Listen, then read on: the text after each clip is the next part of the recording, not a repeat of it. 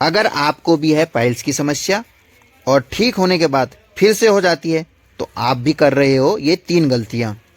Hello friends, आज हम बात करने वाले हैं पाइल्स के ट्रीटमेंट के बारे में। मस्सों का परमानेंट इलाज कैसे करें, अगर ब्लड भी आता है तो उसको हम कैसे रोक सकते हैं, इसे यानी कि पाइल्स को हमेशा के लिए कैसे ठीक करें, अगर पाइल्स ठीक होने के बाद भी फिर से हो जाता है तो इसको बार बार होने से कैसे रोकें, कौन से उपाय करें, क्या खाएं क्या ना खाएं। आज हम इस वीडियो में इन सारे टॉपिक्स को कवर करने वाले हैं। तो चलिए दोस्तों फटाफट स्टार्ट करते हैं।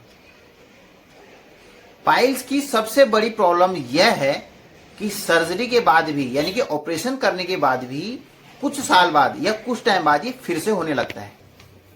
अकॉर्डिंग टू रिसर्चेस, सर्जरी कराने के बाद भी लगभग 45 से 50% लोगों में पाइल्स कुछ सालों के बाद ही फिर से होने लगता है।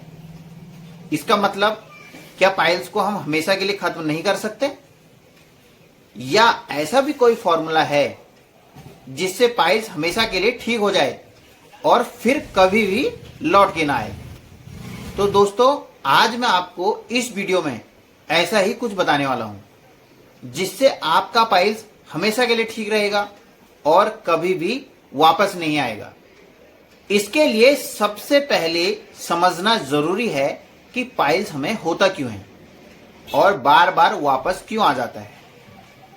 इसके लिए आपका लाइफस्टाइल यानी कि रहन सहन और खान पीन यानी कि डाइट प्लान ये काफी इंपॉर्टेंट होता है, और आपके शरीर में व्यवस्थित कुछ ऐसे ट्रिगर्स जो पाइल्स को दोबारा से एक्टिवेट कर देते हैं। वो कौन कौन से ट्रिगर्स हैं, कारण हैं, चलिए थोड़ा सा इनके बारे में भी जान लेते हैं। सबसे पहला कारण है खाने में फाइबर की कमी और लगातार कब्ज की शिकायत, मतलब लो फाइबर डाइट एंड कॉन्स्टिपेशन।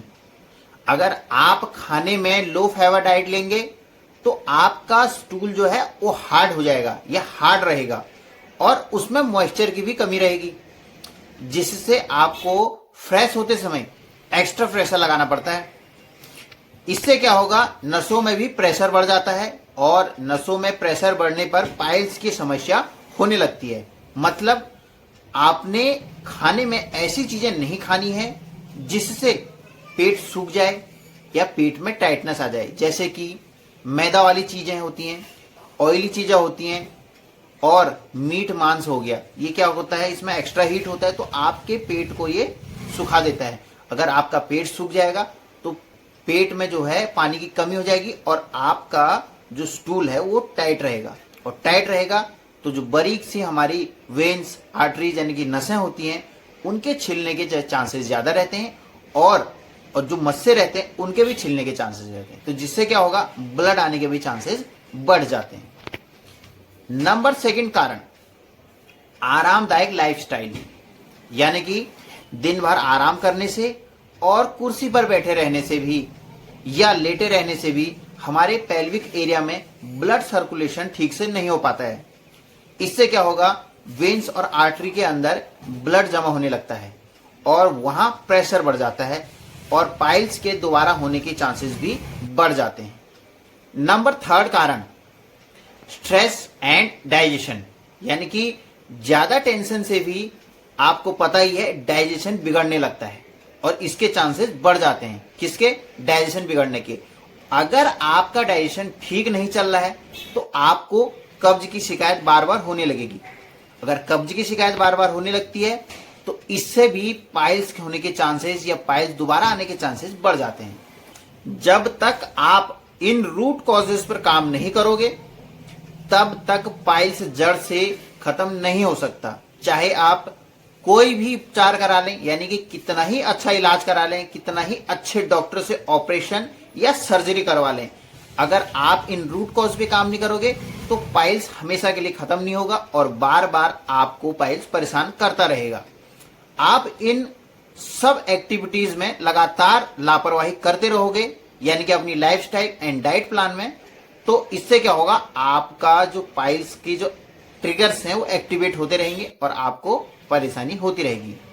अगर आप इस तरीके से लाइफस्टाइल चेंज करते हैं, फाइबर वाला खाना भी खाते हैं और डाइट प्लान ओके रखते हैं, तो आपको जिंदगी में दोबारा पाइल्स कभी नहीं होगा। अब बात करते हैं उन लोगों की जो लोग मस्सों से परेशान हैं, उनको कैसे ठीक करना है। उनके लिए आपने एक ऑयल बेस्ड मलहम बनाना है और उन मस्सों पर लगाना है। धीरे धीरे आपके मस्से कम होने लगेंगे और कुछ समय बाद एकदम ठीक हो जाएंगे। ये मलहम कैसे बनाना है थोड़ा ध्यान से देखिए, और इसे बनाते समय गैस का चूल्हा कब ऑन करना है, कब ऑफ रखना है, इसे भी ध्यान से देखना है, वरना ऑयल पर आग पकड़ने की भी संभावनाएं रहती हैं। इसके बाद मैं आपको बताऊंगा अगर किसी के पाइल्स में ब्लड भी आता है तो उन लोगों को क्या मेडिसिन लेनी चाहिए। लेकिन पहले इस मलहम को बनाना सीख लेते हैं। मस्सों के लिए आपको एक ऑयल बेस्ड सॉल्यूशन बनाना होगा। इसके लिए आपको कैस्टर ऑयल की ज़रूरत पड़ेगी और एक कढ़ाई में आपने थोड़ा सा कैस्टर ऑयल लेना है और उसको क्या करना है, धीमे आंच में गरम करना है, यानी कि आंच हल्की रखनी है, स्लो फ्लेम पे इसको गरम करना है। और बाद में इसमें धुआं निकलने लगेगा तो आपने क्या करना है, अगर धुआं निकलने लगे तो समझ लो गरम हो चुका है। फिर इसको आपने कढ़ाई से मतलब गैस से अलग निकाल लेना है। फिर आपने लेना है देसी कपूर। ये पूजा वाला कपूर नहीं लेना है, देसी कपूर लेना है। फिर इसको आपने ऑयल में मिक्स कर लेना है। कितना लेना है, जितना आपने ऑयल लेना है उतना ही आपने कपूर लेना है। फॉर एग्जांपल अगर आप 10 ग्राम ले रहे हैं तो 10 ग्राम ही आपने ऑयल और कपूर लेना है। फिर इसको अच्छे से मिक्स कर लेना है, लेकिन इसमें सावधानी एक रखनी है, कपूर को आपने गरम तेल में तभी रखना है जब आप इस कढ़ाई को चूल्हे से दूर ले जाओ, यानी कि किचन से इस कढ़ाई को दूर लेके जाओ, वहां जाके ही इस ऑयल में आपने कपूर रखना और उसके बाद इसको अच्छे से मिक्स करना है। ये जो इसका धुआं निकल रहा है ये एक फ्लेमेबल होता है, यानी कि आग पकड़ सकता है, इसलिए आप इसको दूर ले जाकर ही रखें और मिक्स करें। इसको जब ये फॉर्मुलेशन अच्छे से इसमें मिक्स हो जाएगा फिर आपने अपने मस्सों पर इसको यूज करना है। इससे क्या होगा, आपके जो बड़े मस्से हैं वो धीरे धीरे छोटे होने लगेंगे और जिनके छोटे छोटे मस्से हैं वो गायब होने लगेंगे। ये फॉर्मूला आपने यूज करना है तो आपको रिजल्ट बहुत ही अच्छा मिलेगा।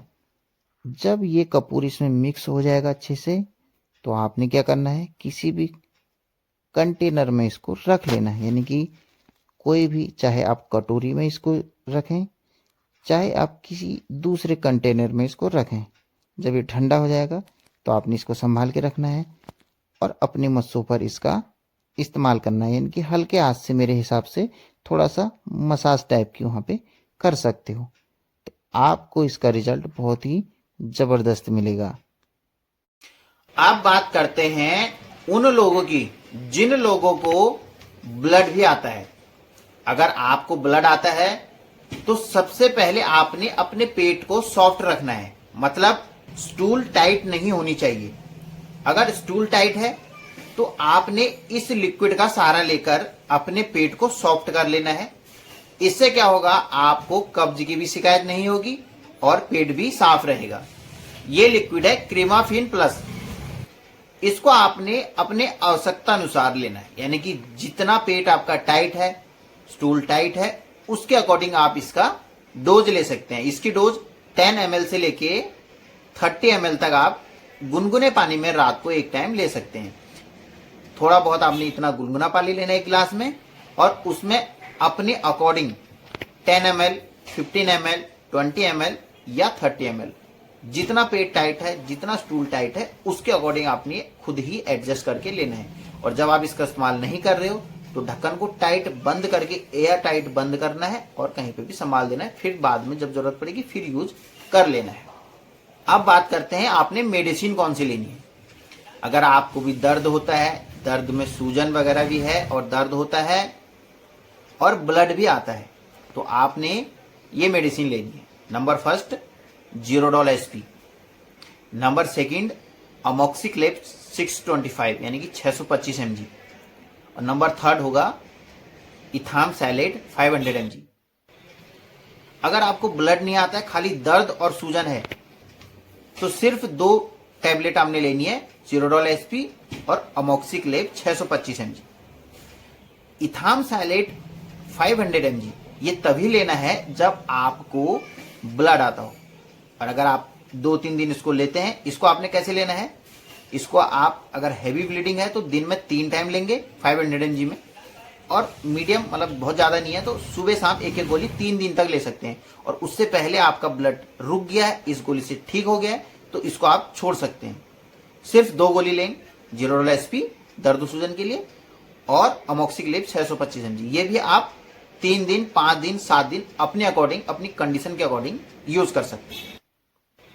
तो दोस्तों कैसा लगा आपको इन्फॉर्मेशन? अगर इन्फॉर्मेशन अच्छा लगा तो वीडियो को लाइक कर देना, चैनल को भी सब्सक्राइब कर देना, और ऐसे ही वीडियो देखने के लिए बेल आइकन को जरूर दबाएं, और मेरे चैनल पे भी विजिट कर सकते हैं, वहां भी आपको ऐसे ही और भी बहुत सारे हेल्थ रिलेटेड वीडियोस मिलेंगे।